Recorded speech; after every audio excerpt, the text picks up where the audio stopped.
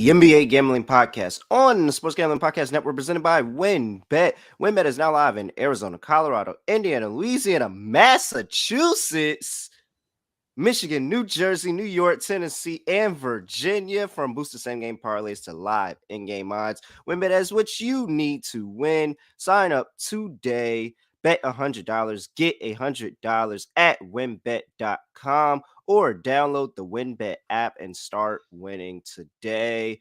State restrictions apply. We're also brought to you by the DGen Dance. Yes, March Madness is here and our bankroll contest is back. Free to enter and $1,000 in cashes and prizes to the winners. Plus, we have first half under bingo. Enter both contests on the SGPN app. Yes, sir. We are back with another edition of the NBA Gambling Podcast on the Sports Gambling Podcast Network. Know me, know the voice of the guys. Me, really real villain, real Furman Jr. at your service. And when people are not moving mountains trying to prove that Nikola Jokic is a good defender, I don't know exactly where they see that, but you know, some people want to throw out defensive box plus minus, and because he's on the court when the best players are on the court, he's a good defender. All right, not 100% certain about that, but you know, I got my guy Scott Studio Rush show with me. Scott, what's going on? And nothing much. I mean, the last case of proving or disproving Jokic as a decent defender was against my team. And I saw Dinwiddie go for 16 assists. So I thought Dinwiddie played pretty well. Good win by the Nets. Good weekend. They ended up beating the Timberwolves as well in overtime. Almost blew it there. Shout out to Naz Reid for hitting that three-pointer at the buzzer. But overall, pretty fun NBA weekend. But for the most part, let's be real, I feel like we were all focused on college. Oh, we were definitely focused on college. But what I will admit is that I called a good RJ game yesterday. However, I told the chat to take his threes. I should have just told him to take his points. However, RJ Barrett, good game. So are you going for half? Are you going for half credit there? Because I'm going for half credit. I was there, but I wasn't there. And then it's like I know I said RJ was going to have a good game, but I told somebody else RJ was going to have a good game, and I didn't tell the chat he was going to have a good game. I just told the chat to bet his threes, and he ended up not hitting a 3-by-1. So I lost in the chat, but I won with my friends. So it was a trade-off that was due. All right, either way, special guest. Got my guy, the content king. You've seen him on FanDuel. You've seen him on PFF. Seen him Champions Round. This is my guy, Justin Henry. Justin, what's going on? What's going on, guys? Glad to be here. Early morning out here in Sacramento, California. So, I'm getting my start early with you guys, bright and early. Glad to be here. I see a Lakers hat. Is that telling? Is that telling right there? Oh, yeah. Very telling. I got the Lakers here. I got the Niners and the Giants there in the back. San Francisco Giants, but the Lakers are the squad. Bad L yesterday. I didn't like what I saw out of my man AD. Well, I wouldn't say it was a bad L. I think that was a winnable game. It was a bad L for Justin to deal with. It was a good W for real to handle. Don't send me a Knicks fan. He's 100% a Knicks fan. He's 100% a Knicks fan. And say that it's not a bad L. That's a terrible L to a team we should have beat, man. We should have won that game. But you know what, Rel? I'm gonna give you that. I'm gonna give you that one this game, bro. That's it. To be fair, with Brunson being out, it's a pretty bad loss at home for the record. It's a pretty bad loss in the middle of a long road. I thought you guys were going to be welcoming when I came on the show. Welcome, open arms. Y'all came firing shots as soon as I came on the scene, man. Hey, welcome to the NBA Gambling Podcast. Just letting you know, you're never safe around here. All right. I know Justin has to go somewhere. I want to hurry up and ask you. We ask all our guests before we start. I'm going to give you one futures bet on one team. Who is winning the NBA Finals? So if you'd asked me this question a couple weeks ago with KD's ankle, I would have said Suns 100%. I would have been in on the Suns. I love what they had done. And so if KD gets back healthy, that's the one thing I am concerned about right now. I'm going to go with the Bucks. And I think that this team is locked and loaded, ready to go, ready to take on another mission. I think Giannis is on a mission this year, even though he's not the front runner for MVP. He's having an MVP caliber season. Jokic is having an MVP season. I just see a little bit of holes with this Nuggets team coming out the West. A lot of talent in the West, man. So going through a 7-game stretch against some of these teams, I worry about the path more so than I do with the Bucks. Give me the Bucks going all the way this year. All right, I agree with you. I'm also on the Bucks. Well, I think the Suns are the pseudo number one for everybody plus KD, but after that, that's where people are having conversations of Celtics, of Bucks, of Denver. I guess some people are throwing out there. Let me stop shitting on Denver fans. I'm sorry, guys. Denver's legit. It's just I think No, when we look at you don't think they're legit. Why not? He has so many concerns about the pick and roll defense in a playoff series. And it's not really just the pick and roll defense, but it's just the overall defense and effort as a whole. Like, I think that they're going on a very tremendous run. Well, not right now because they lost 3 straight, but I think that they had a very, very good run in the beginning of the season. However, when we talk about defensive intensity of the team as a whole, we talk about individualized players, not just Nikola Jokic. They have holes on defense that can be picked apart in a 7-game series. They are my favorite candidates to go up 2-0 and lose a series. I can see that happening. I can see it, but then I could also see the realm of possibilities where this team gets hot and they click offensively as well, and they push some of these other teams to the brink. 7-game series full of adjustments, and we've seen this Denver team win series even without some of their stars. We've seen them go to the Western Conference Finals in previous years with the similar type of setup. So to me, it's just the West. It depends on their matchups. I think it's 100% matchup dependent for this Nuggets 100%. Paul Pierce said over the weekend that if Denver runs into the Lakers or if Denver runs into the Warriors, then they are going to send home. And when I saw that and I realized that I agreed with Paul Pierce, I decided that I might need to change my stance on Denver. So maybe I am wrong about them because me and Paul Pierce should never be on the same side of anything. All right. Let's go ahead and get into this 7-game slate. First game up, we have the Indiana Pacers going to play the Detroit Pistons. Pacers are laying 3.5. Opened up at 4, now down to 3.5. 226.5 is the total. That's come down 2 points from 228. And this is actually the first game of a back-to-back, the second game of a back-to-back game set. These two teams played, was it yesterday? I think they play tomorrow. No, they played. No, it was the day before, Saturday. So Pacers and Pistons played on Saturday where they sat everybody. And the Pacers ended up getting the win and cover. It was a 6-point spread. They got the cover by 1. Now we have 3.5. It looks like on the injury report for the Indiana Pacers, Tyrese Halliburton is still out. Buddy Hield is questionable. Miles Turner is still out. Benedict Mathurin is still out. Okay, all these guys are tanking. Benedict Mathurin is out. TJ McConnell is out. This looks the same thing as it did this weekend. And for the Detroit Pistons, Jaden Ivey, Marvin Bagley, Alec Burks. Am I still going? Isaiah Stewart, Bojan Bogdanovic, Hamidou Diallo. Oh my gosh. Yeah, both teams are tanking, except Indiana's tanking, I guess, in a worse fashion because they beat Detroit over the weekend. Okay, yeah. So all those players are out for tanking. Literally, all those players are out for tanking. I think it says tanking here on the paper. Buddy Boeheim is available. If anybody cares, Buddy Boeheim is available, and his dad has a lot more time on his hands nowadays. So, Justin, I'm going to go over to you first. In the battle of the mid with a projected starter lineup of Andrew Nembhard, Chris Duarte, Buddy Hield, Aaron Nesmith, Isaiah Jackson versus Killian Hayes, Rodney Magruder, Isaiah Livers, James Wiseman, and Eugene Umaru? I don't know. I don't remember how to say that. Who are you taking?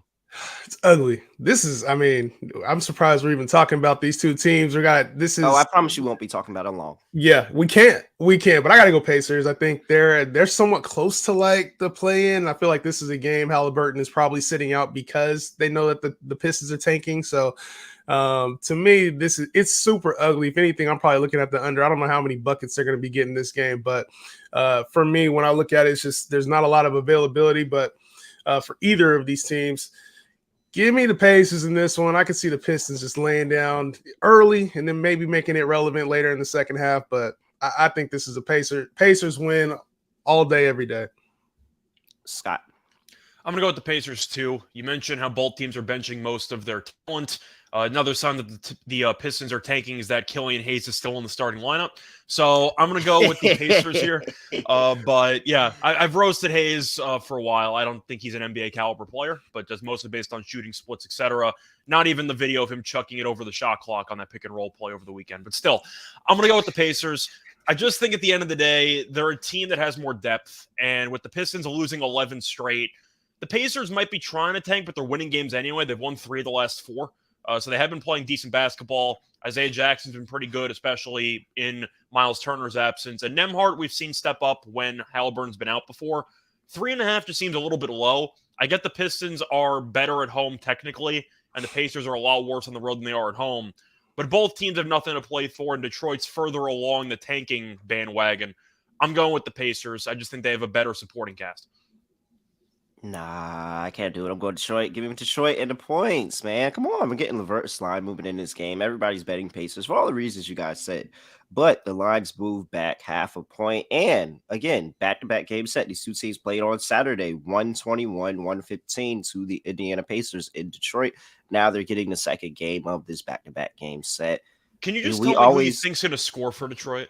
I just want to hear who you think's going to actually score for this team besides Wiseman. Yeah, besides Wiseman. You did? No, you can't do that. How are you going to ask me and then you can't ask me and then take away I'm just saying, in today's NBA, you need to score roughly 110 points or so to win a game. So I'm wondering, besides Wiseman, who you think's going to actually You don't think Wiseman's going to have a wilt game tonight? He's not going to be he's not going to be in the locker room with the 100. You don't think that that's in the cards for Wiseman tonight? I mean, you put one of those zeros on top of the other zero and you give him 18, maybe. Yeah. Maybe. Yeah. Oh Jesus! I think Isaiah Livers can score. If I had to, no, Rodney McGruder. Rodney McGruder always has these weird games every year where everybody's out and Rodney McGruder has a good game. Like he's trying to somehow, some way prove to Clay that he deserves to be in the NBA. Rodney McGruder. He shoots 39.4% from 3. Rodney McGruder is the other person that's gonna be a scorer for this team. Okay. I'm just throwing it out there, you know. I'm rooting for Magruder, but we'll see what happens. I actually am not rooting for Magruder. All right, Scott, I assume we're both on the under as well. I can't be on an over when I'm not exactly sold on the overall talent. Now, the argument is that the first 2 meetings broke the 230s, but once again, with the amount of talent being out, I'm not sure if I can take this. I think I'm going to go with the under, but there's no chance I'm going to bet the total in this game. They actually went over the total, too, over 228 on Saturday, yeah. But you know that I am always a proponent of taking the under in the second game, especially if the first game went over and just more defensive intensity. So we will go under there. I'm only taking Wiseman props. So is anybody else want to throw anybody out in this game? Nembhard assists, maybe? If you want to make a case for it. Oh, well, yeah, you got Duarte and Buddy Hield. Okay, I come back Nembhard assists. You got Duarte and Buddy Hield there. They can still shoot. Isaiah Jackson double-double, maybe? Let's take Killian Hayes under. For points? Yeah. I mean, everybody, I'm sure somebody somewhere, first of all, it's at 14.5. Has never been this high. I'm sure somebody somewhere out there is betting his over thinking that, hey, Killian Hayes is starting point guard. He's the only person with starting experience besides Wiseman in this lineup. He's going to score, and he's probably not. What's Jalen Rand's number at? No, he's out. He's out. He's out? Oh, wow. Yeah. That's why I mentioned who's going to score, because it's ugly. It's not good. Yeah, I'm not going to say sprinkle on the money line. Just Detroit plus 3.5. They're going somehow, some way, they're going to cover. Detroit's going to lose the game, but they're going to win the war because they're closer to the tank. So yeah. All right, next game on the slate, we have the Minnesota Timberwolves going up against the Atlanta Hawks, not Falcons. Hawks minus 5.5. They both have the same number of quarterbacks, actually. Opened up at minus 4 for the Hawks. They is now sitting at minus 5.5. 245 is the total. injury report here. We have Rudy Gobert questionable. Yes, there we go. Some good news finally. All right, Jalen Noel is out. Austin Rivers is questionable. Cat, is probably done for the year. And Bogdan Bogdanovic is questionable with the back injury for the Atlanta Hawks. Other than that, they are clean. Oh, Corey Joseph. Yes. Man, there's some there. I'm me betting some Pistons props today. All right, I'm sorry. We're back to the Hawks. Scott, I'll throw it over to you. -5.5 with the Hawks. Rudy Gobert's questionable. I'm going to take the points in this one. Gobert's being questionable. We've gone on record several times that we think they're better when Naz Reid's the starting center. We've mentioned that several times on the show. But this game just has heartbreaking loss for Minnesota written all over it. For me, the Hawks are a team that's been playing better lately, but they don't win a lot by margin because they still can't guard anybody. They're better late in games with the execution from Quinn Snyder, who's actually been able to draw up some good plays out of timeouts down the stretch. But they are horrible defensively. They can't stop anybody. And that's why this total's gone from 240 to 244.5. They're expecting a bunch of points in this game. I agree with it. But I do think that Minnesota, they had a heartbreaking loss there to the Nets in a game they probably should have won based on how awful the Nets were down the stretch. But I'm going to go with Minnesota plus the points. I feel like the public's going to be all over Atlanta based on how the Timberwolves have lost 2 straight. But with Atlanta's inability to stop anybody, I think it's pretty difficult to lay 5.5 with them in this spot, and Gobert might not play, and we think that might be addition by subtraction. I'm going to lean to Minnesota here, and I'm also going to lean to the under. I roasted Atlanta's defense, but this total seems very, very high. I'm going to lean to the under, and I'll lean to Minnesota. All right, Justin. Yeah, I'm gonna stay away from the total because when it starts to creep up this high, I seen it. It's 5-point line move. It creeps up and it's creeping higher, man. For me, exactly. So I'm looking at the number here, 5.5. I'm with Scott this one. The Timberwolves, man. I feel like they cover in this one, and like you guys have been mentioning, without Gobert, if he doesn't play, this team offensively, I think it's better. There's more spacing on the floor. Give me the Timberwolves in this one to cover the 5.5 points.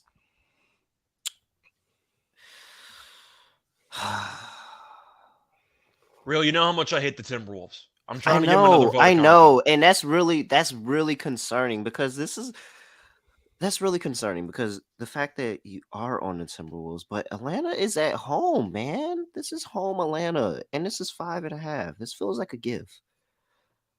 Not a sign of a trap.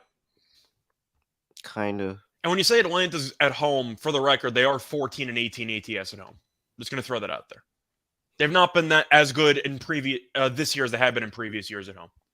But I got the 1.5 point line. If that's probably maybe the okay. All right, we'll go. Yeah, you're right. All right, Timberwolves it is. It's no Rudy Gobert. We got to stop bucking the system. Well, it's not no, but if Rudy Gobert is officially labeled out, then we're gonna be happy. So, all right, cool. I'll wait to bet. What about if Rudy does play? Does that change anything for either of you guys? I'm going to pass entirely. I would lean to Minnesota right now. It's really bad if Rudy Gobert plays. Like, he's really a bad fit for that team. Especially against Atlanta, because you know that he's going to get every switch on to Trae Young, and Trae's going to blow past him the entire game. Like, some matchups are better than others, but I saw what the Nets did to him down the stretch. They really didn't have any guy that can get by him, which is why Gobert actually had some good moments at the end of regulation. Mm-hmm. But Trae thrives in pick and roll, especially. Gobert's not going to be able to stay close with him. And his eyes are ball dominant. Like, his eyes are ball dominant. That on the pick and roll, he's staring at the person with the ball and not like tracking the center, not tracking the person rolling to the basket. Like, he's just kind of, I don't know. All right. I'm going over though. I'm going over. I know it's a 5-point move, but I'm still going over, especially if Rudy Gobert doesn't play. That's just too much rim protection already gone, and the fact that this Minnesota team does have a little bit of their chip on the shoulder to go out there and score the basketball, especially after losing to the Nets at the crib last time out. So I am going over the 245, and I'll follow the line move. And it's a little bit of a reverse line movement as well. Somebody is betting a lot of money on this total, so I think that it can go past the 245. Is that the highest total on the board? Yeah, it is. So I'll take the highest total on the board and bet over. All right. Player props. Scott, anything for this game? Well, if Gobert doesn't play, I'm all over Kyle Anderson double-double. I think it was around 4-1 or so. I've been a big fan of him for a while. Is it dropped to 4-1? I think it was 4-1 from what I saw last night. But once again, maybe shop your lines. Maybe you'll find something better. But if that's a little bit too expensive for you, or you want to play it safe, you could take Kyle Anderson assists and rebounds over 11.5 at -110. He's gone over in 6 of the last 8 games. He's played at least 35 minutes in 3 of the last 4 games, and the total's at 245. I think Kyle Anderson, who's been a pretty solid piece for this team, and we've seen him go for double doubles with rebounds. He can get 7 assists in any game. I like rebounds and assists over 11.5. Seems a little bit conservative to me. All right, Justin, like anything in this? Not really. To be real with you, the only thing I was kind of looking at was Trae Young, but I was looking at his point total of Gobert is indeed in. I kind of like that one, but with him being off the board, I'm kind of staying away, just to be real. All right. I am honestly waiting to see if Rudy Gobert plays, because if Rudy Gobert is out, then I am getting down on Naz Reid. I'll take a Naz Reid double-double. He's going to have to go down there and battle with Capella, because they need somebody to try to help neutralize Capella. Now, Grant, in that same breath, I'm telling you to take Capella over 10.5 rebounds, because I think that's not going to work too well for them. And Capella's still going to be able to get going on the boards.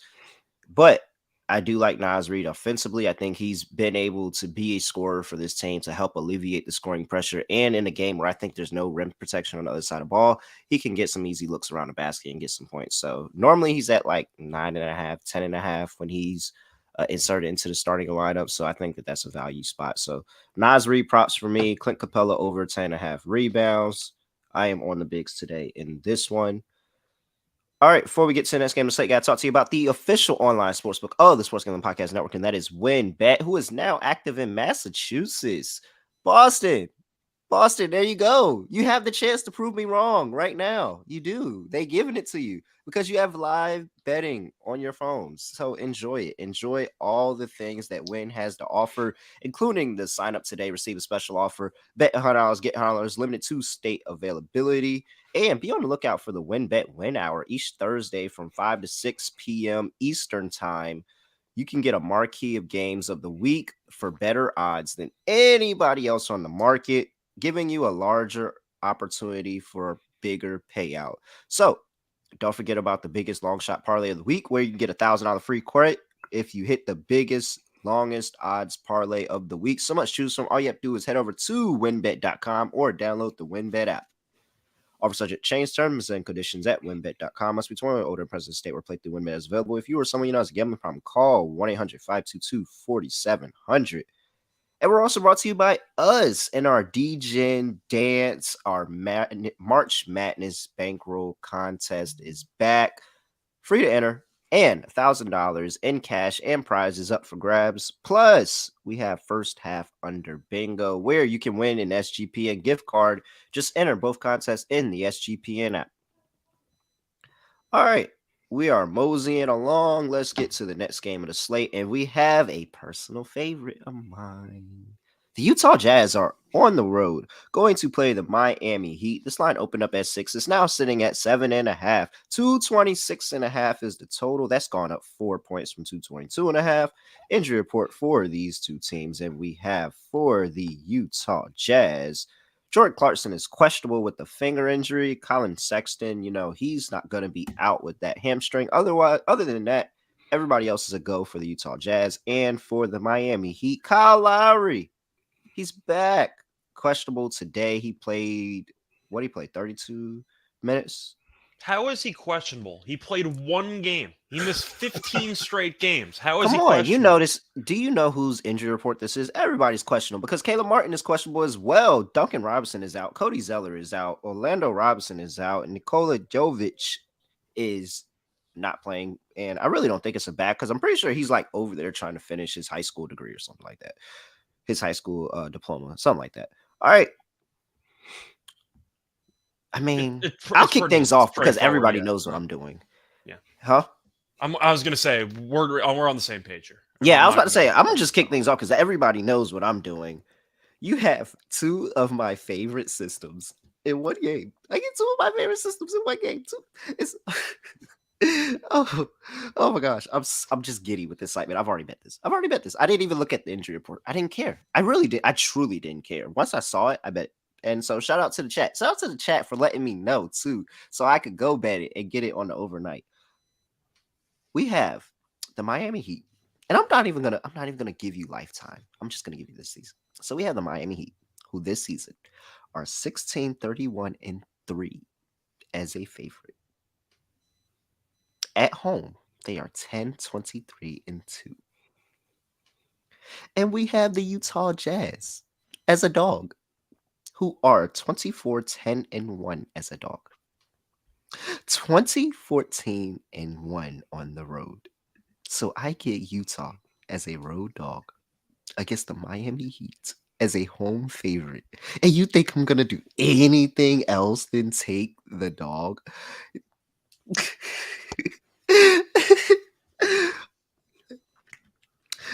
I don't even get to mention the fact that Jimmy Butler walked off the court before time expired, even though I truly don't think it was anything because it was like 2 seconds left on the clock. But everybody's going to make a big deal about it because it's Jimmy Butler.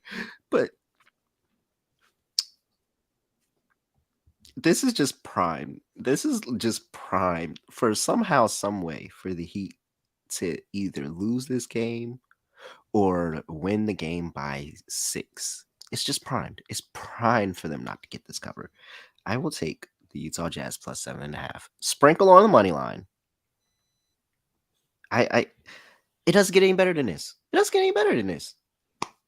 Scott, you said you agree with me? Yeah, I gave it out on YouTube overnight. I took the Jazz plus 7.5. I couldn't really resist it here.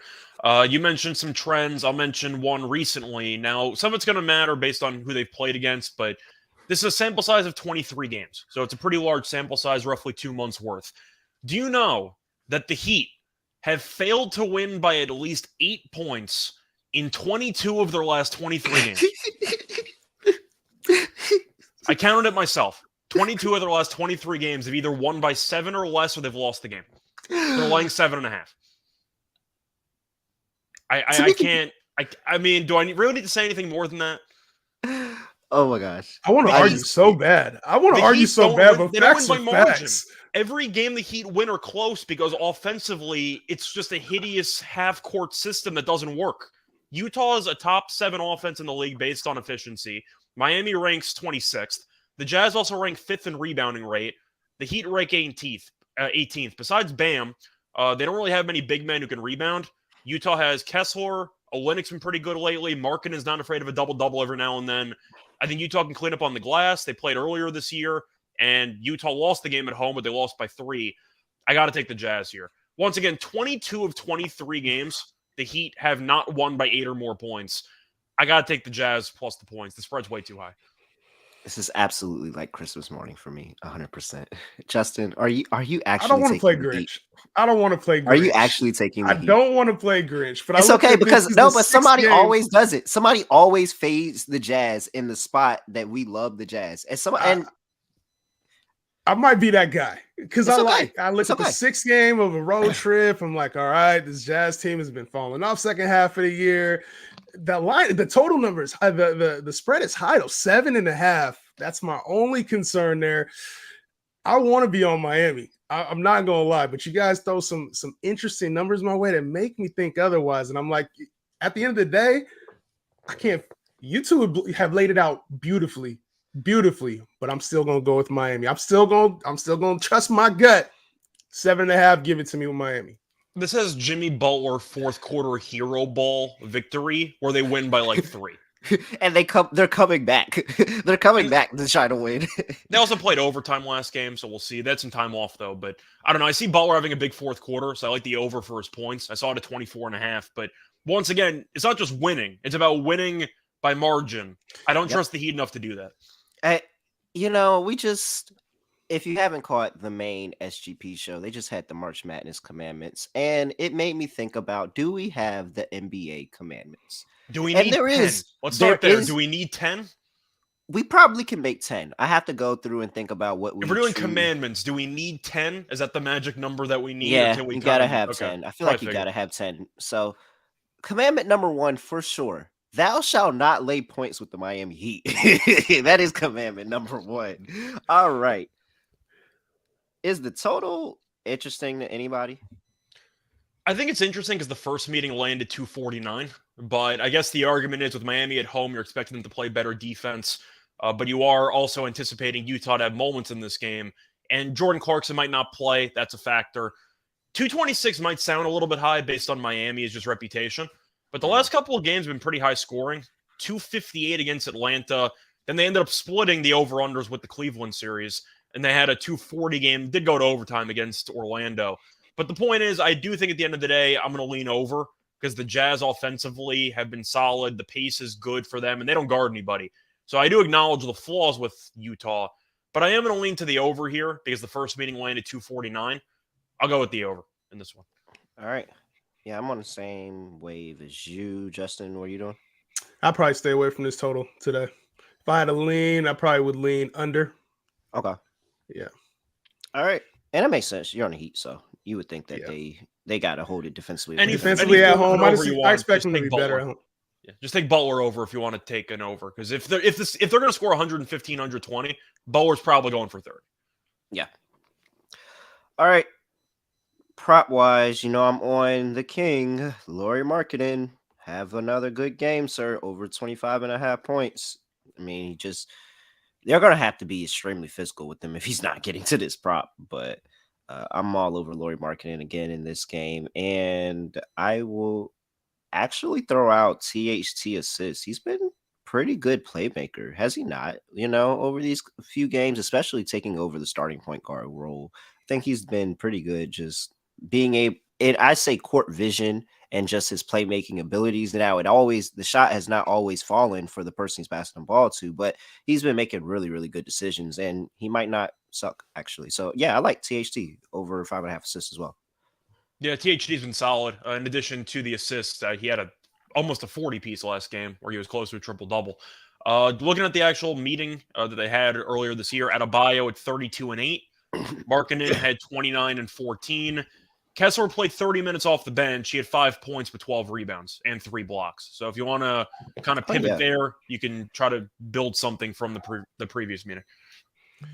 If there's anybody looking at Chris Dunn, anything over 10 points, anything under 10 points, I'll take Chris Dunn over there. From what he's done with Utah. He's been good. Yeah. Wait, did we just get a Chris Dunn reference? Hey, Chris Dunn. Since he's been on Utah, he's been playing, man. So I think anything that's under 10 points, and if Clarkson's out, I think this is a good spot for him. Chris Dunn's been a closing unit guy. Yeah. All right. I did not. I cashed over a half Chris Dunn references in the game. I actually tweeted about him the other day. I tweeted about him and THT. And because I was watching them against the Mavericks a couple of days ago, and I'm like, these guys actually look pretty good for journey of guys who've kind of bounced around the league. I like what I saw, and then THT dropped like 39 2 days later. But no, Chris Dunn's been good. THT's been on the Lakers and the Jazz, and he's bounced around the league. It feels that way, doesn't it? Feels like it. Yeah, it feels like it. Because he was linked to. It's fair because mentally he's jumped around the league because he was linked to 9,000 trades with the Lakers. He was. Okay, that's why I thought he was hilarious. Because wow, he's really only been on 2 teams, but it does feel like he's bounced around the league. All right, let's move on to the next game. We have the Memphis Grizzlies going to play the Dallas Mavericks, and is this a back-to-back game set as well? Yes, but there was a day off in between. All right, yes, it is. Back-to-back game set between these two. First game went to Memphis, 112-108. They did not cover as an 8-point favorite. Now we have Memphis laying 1.5 on the road. And total sitting at 224.5. Injury report for these two teams. And for the Memphis Grizzlies, Jake LaRuvia is out. Vince Williams Jr. is out. Ja, he's not with the team. Brandon Clark, he's out for the year. Steven Adams, we have no idea when he's coming back. And for the Dallas Mavericks, you have Luka Doncic out, and Kyrie Irving is questionable in this game. So, Justin, I'll throw it over to you. You're getting the Mavs as a 1.5-point dog at home. What are you doing? I liked it until, we got to figure out what's going on with Kyrie. I did like this until Luka, obviously he's not playing, but until we figure out what's going on with Kyrie, I probably would lean towards the Grizzlies side, even with the 1.5. Dylan Brooks seems to be getting up for these games, getting up for these matchups. He's been doing a lot of chirping, and this team is kind of rallied, I'd say, behind his leadership. So for me, we got to call it what it is. Like, yeah, I feel like this. I like Memphis. I'm the only person. I like Memphis tonight. So, I'm feeling Memphis tonight. All right, Scott. I'm going with Memphis as well. I don't trust Dallas at this point in time. However, I will give a shout out to a guy who cashed me a player prop over the weekend. I want to give a shout out to Hardy. I had him 20 plus points in that game. I thought it was so funny when you there was a book that had posted an 100% boost, so I actually got that at like plus 820 for 20 plus points, and he got there. I was one Hardaway 3-pointer away though from hitting like a 20 something to 1 parlay, which is unfortunate. But I'm gonna go with the Grizzlies. Also, a shout out to Big Body Roddy, who absolutely killed this team over the weekend. Grizzlies have a decent amount of options in the front court. The issue with Dallas, they're a young growing team. They're a young growing team. Now, you still like Memphis. I have an issue with how they carry themselves because they act like they've won something before and they haven't won anything. It's a big reason why. And Brooks talks a lot for a role player. I mean, it is what it is. But the point is, I do think Memphis has a good spot here because Dallas, I don't trust them laying points ever, no matter how short the spread is. And with Kyrie being out, I don't really know where the scoring's going to come from. Are you going to keep relying on Hardy? Are you hoping that Hardaway goes nuts from 3? Oh, I'm going to tell you where the scoring's They don't have a front court, though. I mean, you're listening to Jason Kidd's comments, and they're using Kleber a ton, and they're not using Christian Wood, and Kleber's been horrible. So I don't trust Jason Kidd as a coach. I'm going to lean to Memphis. Have you noticed the same thing, by the way? Like, Wood has gotten his minutes reduced, and they keep using Kleber, but Kleber's not – I don't think Kleber's that good. I think Kleber is – I think this is the spot where you need to use Wood more because you potentially don't have Kyrie Irving. You know for a fact you don't have Luka Doncic. So you need somebody that's able to go out there, create their own shot, and be a number one guy. And I think that we've seen Christian Wood see that he can be a number one guy on the team. So I think this is the spot where you're supposed to play Christian Wood more. Now, if you're plugging in Maxi Kleber, and I think I said it on this show that I was going to be very interested when Maxi Kleber came back and Kyrie and Luka were both in the lineup because now you're able to space the floor with him and he's able to get his outside shot a lot more. And you just go ahead and concede the fact that you're never going to be a strong team near the paint. Like you don't have the personnel to be a strong team in the paint. So concede that fact, push him more to the outside, open up the lane for Kyrie and Luka and allow them to make the decision of wherever the basketball needs to go. I think that he can be a good fit that way, but Jason Kidd's not doing that. So he just kind of like proved me wrong. And because of that, oh man, I don't want to sweep with Memphis on the road in the back. I was hoping somebody said Dallas. All right, we're just going to sweep Memphis on the road in the back-to-back set. I know it's a back-to-back set, but come on. If we're taking two teams with their stars out, I'm going to trust the team that shows me a million times that they can win without their stars. And that's the Memphis Grizzlies. Plus Dallas, terrible home team. They're not even good as home dogs. 1-2-1.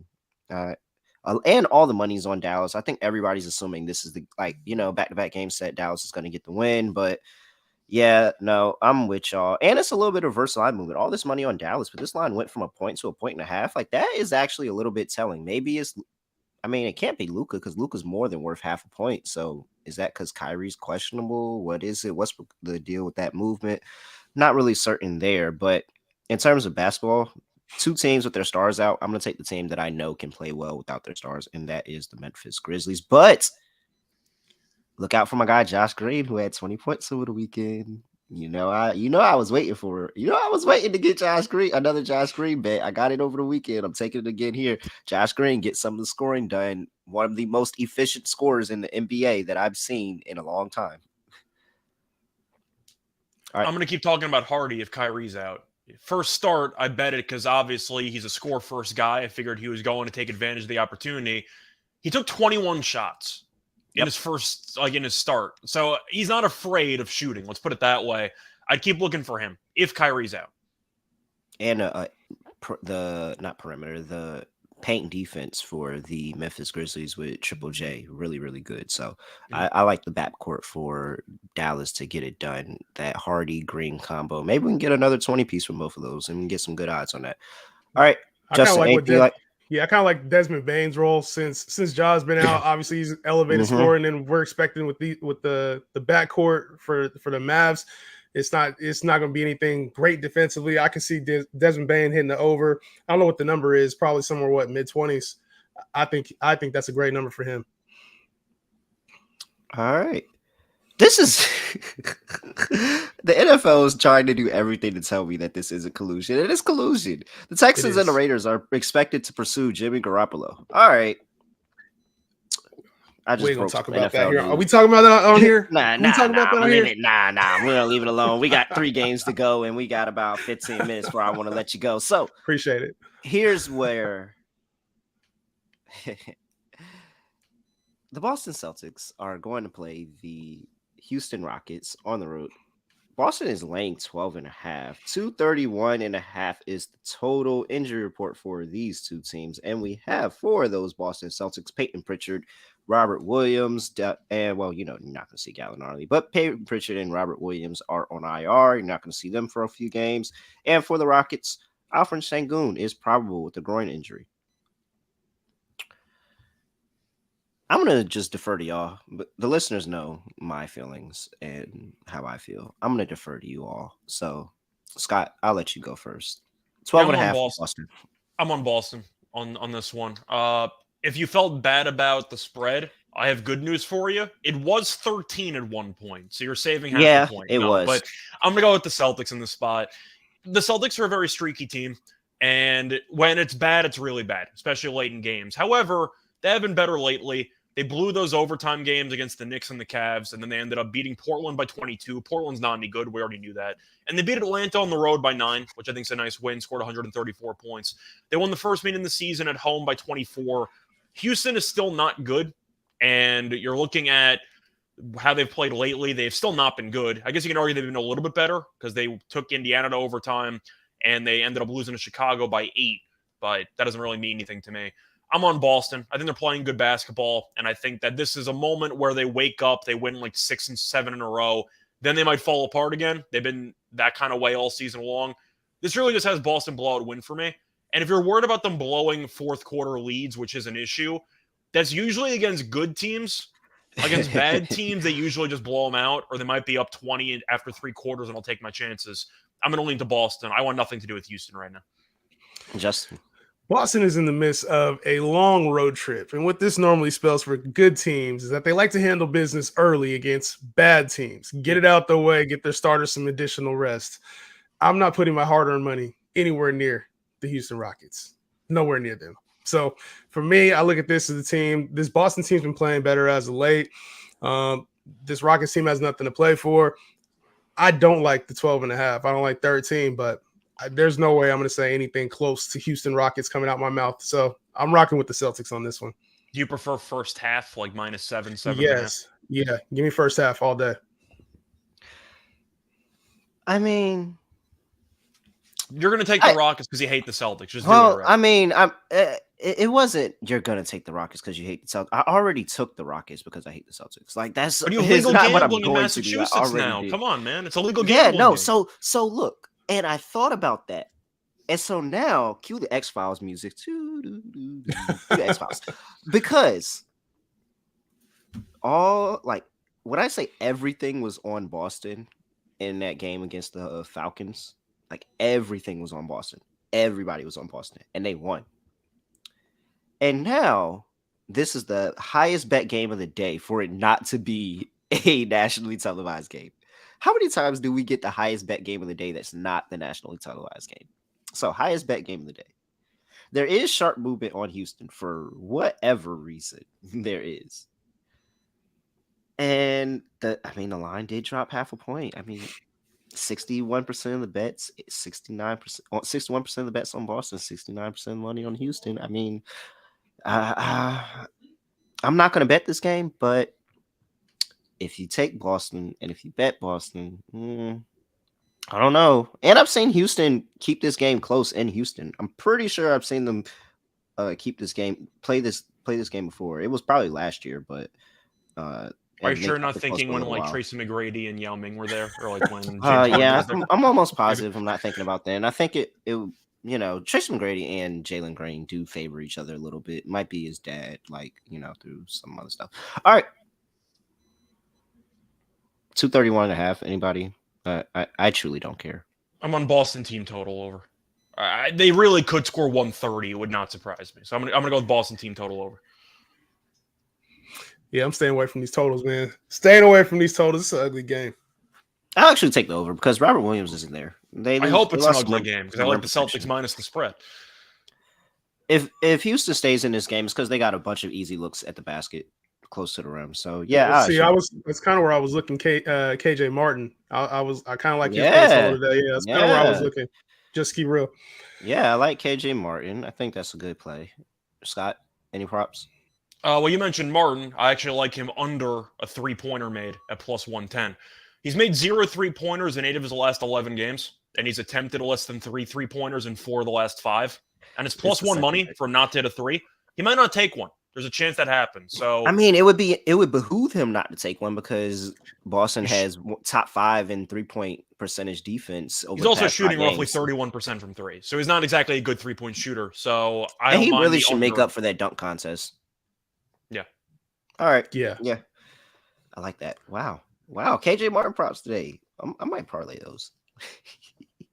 All right, let's move on to what I thought was going to be the highest bet game of the day, but it's not. This game took it. Phoenix Suns are going to play the Golden State Warriors. Warriors opened up as a 5-point favorite, now down to 4.5. Total opened up at total opened up at 240, now down to 236. Injury report for these two teams. And for the Phoenix Suns, Kevin Durant and Landry Shamet are not playing. Everybody else is good to go. For the Golden State Warriors, Draymond Green is probable. Jonathan Kuminga is questionable.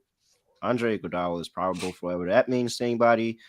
Anthony Lamb is ineligible for this game, for whatever that means to anybody. And Andrew Wiggins is still out with personal reasons. Hope he's good. Gary Payton II and Ryan Rollins are both injured, not playing. Well. Scott, I'm going to start with you. Is this another situation where Phoenix just dominates Golden State? I've been auto-fading Golden State on the road, and I'm usually backing them at home. And you've been making a lot of money if you've been doing that. Now, I do find it weird that Golden State's favored by 4.5 when Phoenix has owned them, and Phoenix is 3-0 this season. And each win has actually been by 11-plus points, including the game where Phoenix benched everybody, and they still won by double digits. They were a 12-point dog, and they won by... They were a 12-point dog and won by 12. Like, that's like... That doesn't happen that often. I know what happened with San Antonio against Denver a couple of days ago, but I'm going to go with the Suns in this one. I get the arguments Durant's injured, and you're not sold in the supporting cast because Phoenix traded some supporting cast members to get Durant. But Golden State won an overtime game against Milwaukee. Good win there.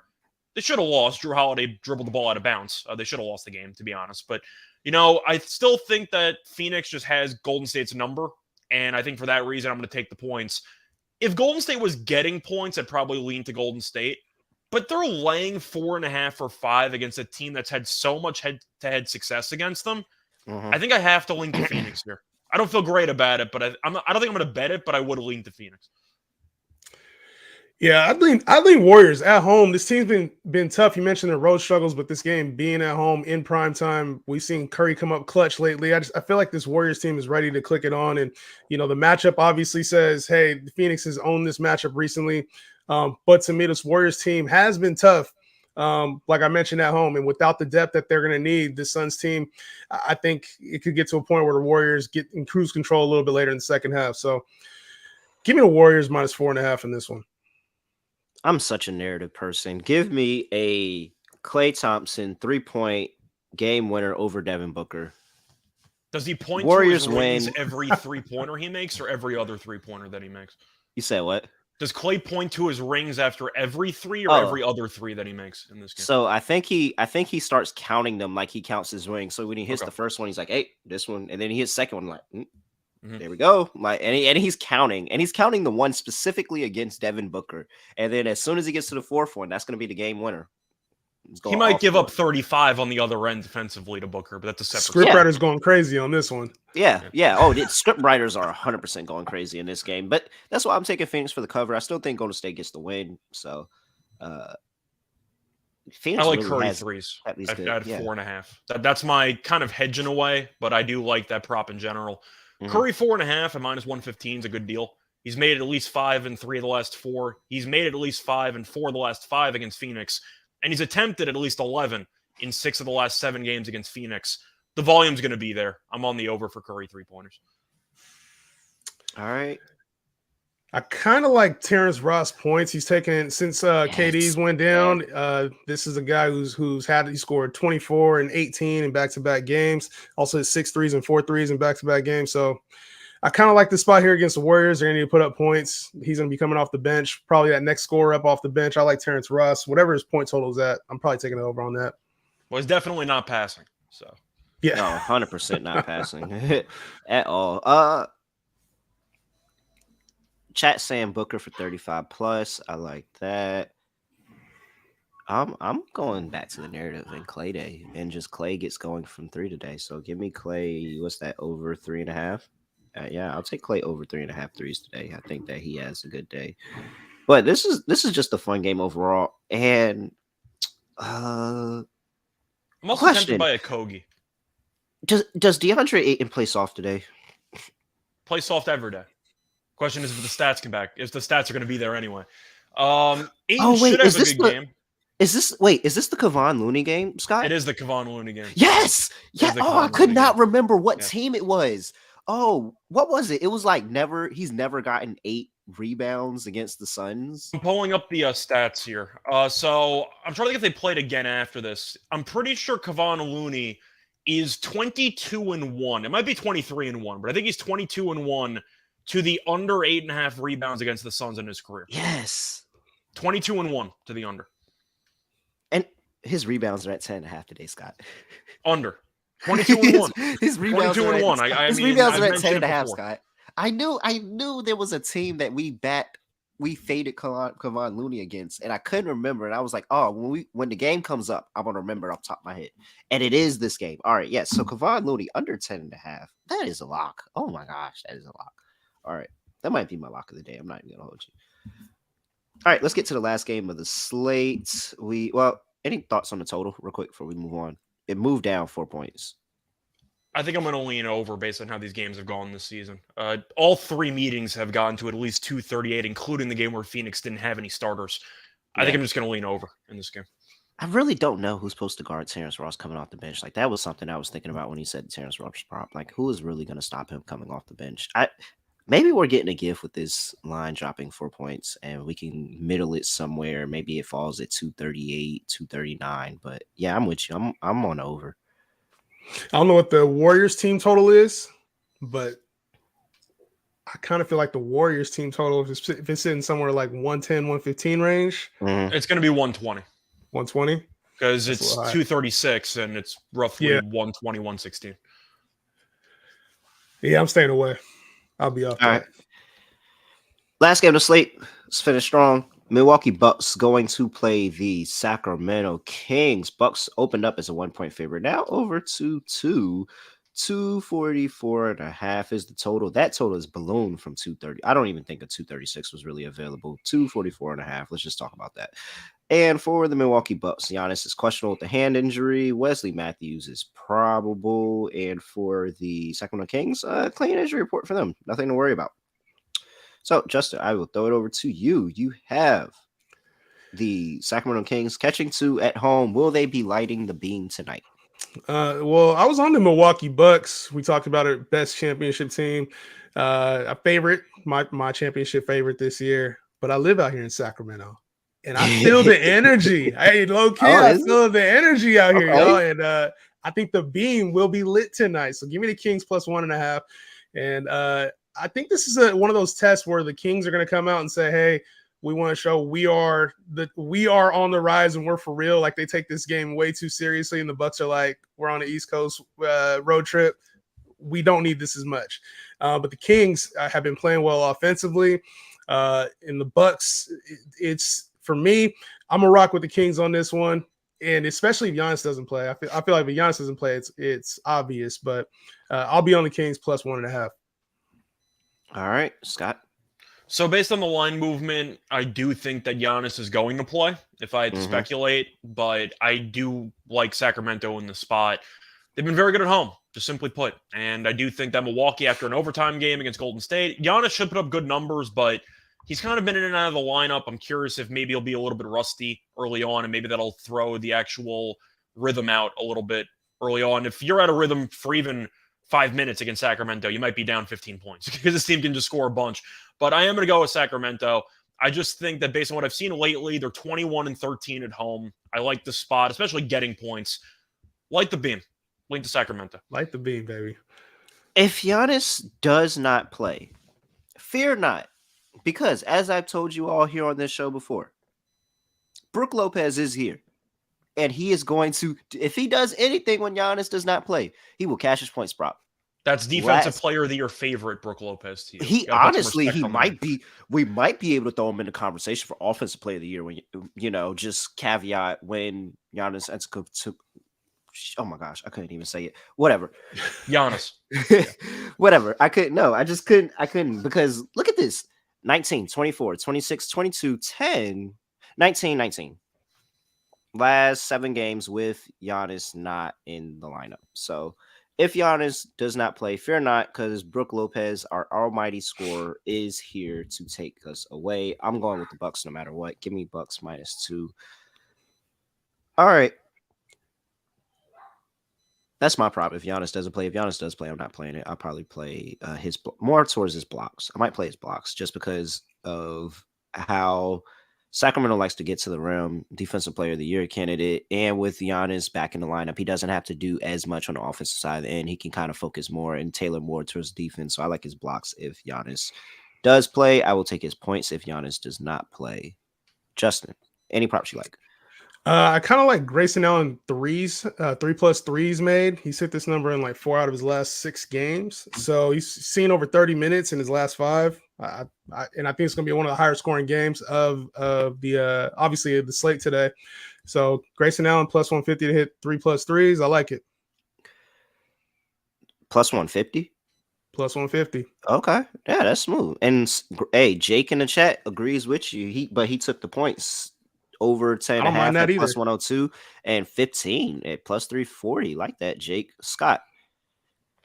For me, I'm looking at Jrue Holiday assists, potentially a double-double. Sacramento's allowing the 3rd most assists per game in the league, and with Giannis potentially being back, that does give another rim runner for Jrue Holiday to run pick and roll with. But Holiday's been very good, especially facilitating lately, and with a total in the 240s, that's a bunch of points. I'll take my chances, Jrue Holiday over an assist. Yeah, I like that. Like Jrue Holiday over an assist. I still like the over, even though it's in 240. I took the 2 I like the over too. games. Yeah, I like the over.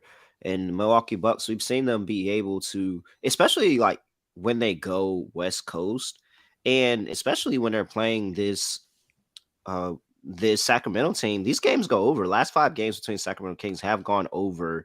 And just reading some of the totals, like some of these are still high totals. You got 236 and a half, 242. There's a 227 in there, but 238, 240. All of these are clearing the total. So I'm gonna keep the trend going with the over. All right. Justin, you want over as well? I would go over. The total starting to get up there a little high, but I know this Kings team can put up points, and especially if even if Giannis does play, I feel like this is going to be one of those matchups where we could even see an overtime type game in this one. So I would play the over in this. Give me the over 244. All right, clean sweep for the over in that one. I think I might actually bet that one. That really these games just go over for them. I might actually bet this one. All right. Before we get into our lock and dog, got to talk to you about our sponsor, Shady Rays, and shout out to my guy, Andrew Robb. Like, he is just the Shady Rays connoisseur. He was on Shady Rays before they were cool. Everybody's out here buying these other brands. No, Andrew Robb said Shady Rays, and he pointed me in their direction, and I looked at them and said, man, an independent sunglass company that offers world-class product just as good as any expensive pair I've ever worn. All right, like I can do that, get them for way less of a price. And guess what? They donated 20 million meals to fight hunger with Feeding America. How can you not like that? Like as a company, you respect that. You respect that. So, and if you don't love them, you can exchange for a new pair. So if you get them, maybe you say, hey, these Navigator shades look kind of cool, but you wear them and you realize, like my head, it's too small for the shades, and you need to go to a different brand because those shades are too big for you. Can exchange them for a new pair for free within 30 days. No risk when you shop Shady Rays. Go to shadyrays.com, use promo code SGPN for 50% off 2 pairs of polarized sunglasses. Try for yourself the shades rated by 5 stars by over 200,000 people. That's shadyrays.com, promo code SGPN. All right, lock and dog time. I will kick things off. although it's like Christmas, you guys know I try not to, give you guys my Utah pick as my lock because we all know that I'm already betting Utah. I think you're So saving I the will. money line for the dog. I'm not gonna. I feel like it's not fair. I just feel like it's not fair because they already know my pick is going there. So I want to give them another pick that I like. So for my lock, I'm going to go to. I never take player props as a lock, but I can't get past it. Give me the Kevon Looney under 10.5 rebounds, man. And I get why it's at 10.5 now, but because no, he just doesn't. DeAndre Ayton owns him on the boards, and it's what was it, 23-1? 23-1? 20. It's either 22-1 or 23-1, and that's 8.5. That's not even 10.5. Oh my gosh. All right. Come on, Looney. Under 10.5 rebounds. That's my lock. For my dog, I am going to. Wow. Don't actually have a lot to pick from. You know what? Why not? No, I'm not going to do that. No, wait. No. Should I? No. But if I don't take Houston, I'm just gonna and throw it Houston out gets there, not to add eliminated. extra pressure, but Justin's got places to be. You got something I doing good. know. I'm sorry. All right, I'm just gonna do it. Give me the Minnesota Timberwolves plus 175. Dang, I wanted to take Houston so bad. All right, I will kick it over to Scott. What is your lock and dog? Yeah, so I'm gonna go with Utah plus 7.5 as my lock. Simply put, I said it before, Miami has not won by 8 or more points in 22 of their last 23 games. That's all I really need to say about that one. We know Jimmy Butler has heroics that he's capable of doing. The problem is they're heroic because the games are always one possession with 2 minutes to go. So I'll take the 7.5. I think you'll see a close game here. Give me Utah plus 7.5 as my dog. Sorry, as my lock. Sorry, as my lock. And for my dog, what do I want to go with here? You know what? I think I will go with a player prop on this one, which I mentioned before. KJ. Actually, no. I was tempted by it, but I'm going to go with a bigger. We have a guest on. I'll go for a home run prop here. All right. Give me Kyle Anderson double. Yes. Which I could find at right now plus 400. You can potentially shop around and find a better line. But looking at Anderson's last couple of games, we know he's capable of rebounding and facilitating. Gobert might not play, so you might get a better chance of Anderson actually being a factor on the boards. But you're looking at some of the stat lines he's had lately. He had 15, 7, and 11 against Brooklyn. He had 18, 7, and 9 against Sacramento, so he was close. Had a double-double against the Clippers in 26 minutes. Had 12 and 9 against Golden State. But the assists were there last game against Brooklyn. He's had rebounding games there. I think he's had a good opportunity with a game that has a total in the 240s and Gobert might not play. Give me Kyle Anderson double-double at around 4-1. All right. Justin, my guy, take us home. Gotta take y'all home, man. And so I'm gonna go to that Phoenix team, man. Let's rock with that Terrence Ross. I feel really good about that. If he hits anything over 10 points, I don't know what the exact number was, but over on his point total, he's had an elevator role, like I mentioned, since KD's been out. And in a game against the Warriors, he's gonna have to be that second scorer off the bench for that team. So go ahead and give me Terrence Ross as my lock, and then the dog, baby. I talked about it. We're gonna light the beam, Sacramento plus 1.5. Sacramento, baby. I think the Kings get the win tonight. All right. I like it. I love it. Justin, my guy, I appreciate you hopping on with us. Anything Yes, you want sir. to plug, anything you want to talk about, talk to the people. Y'all can find me, Justin Henry, with the 3 instead of the E on all social media platforms. I do a daily show on YouTube as well called The Justin Henry Show. So if you want to check it out there, feel free. Other than that, tap in with me. All right, Scott, anything else for the people before we get up out of here? Not really. I've been crushing tennis lately on the tennis pod, so I should have Yes, another sir. episode out tonight for that. Looking forward to it. I also know grand reveal for the NFL gambling podcast. It's mock draft season, and Real and I are going to be doing a mock draft for the first 15 picks, I believe, or 16 picks. Should be tomorrow, I think. So keep an eye on that. We'll be doing a mock draft at some point this week. So there you go. And you find me on Twitter, Reichel Radio. I'm sure you've been listening for like 200-something episodes. You probably knew that already. And look out on the NFL Gambling Podcast live stream. We will be going live with that mock draft some point tomorrow. We'll go ahead and iron that out. You can check it out at SGPN NFL to get the time of that stream.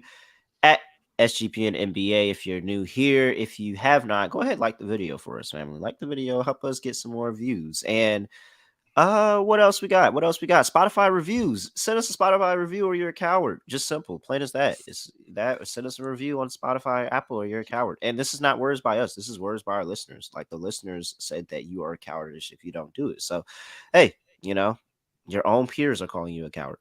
So you might want to prove them wrong. I wouldn't let anybody talk to me like that. I'm just letting you know. If it was heard me, all I of you wouldn't were let awful at anybody leaving talk to me like reviews. that. Yeah, I heard all of you Yeah. were terrible at leaving reviews. So Yeah, I won't. I just could not let anybody talk to me like that. I would try to prove that person wrong. But other than that, that's it. I have nothing else to say, nothing else to do. No other way of ending the podcast. We're gonna end it like this. We are out of here.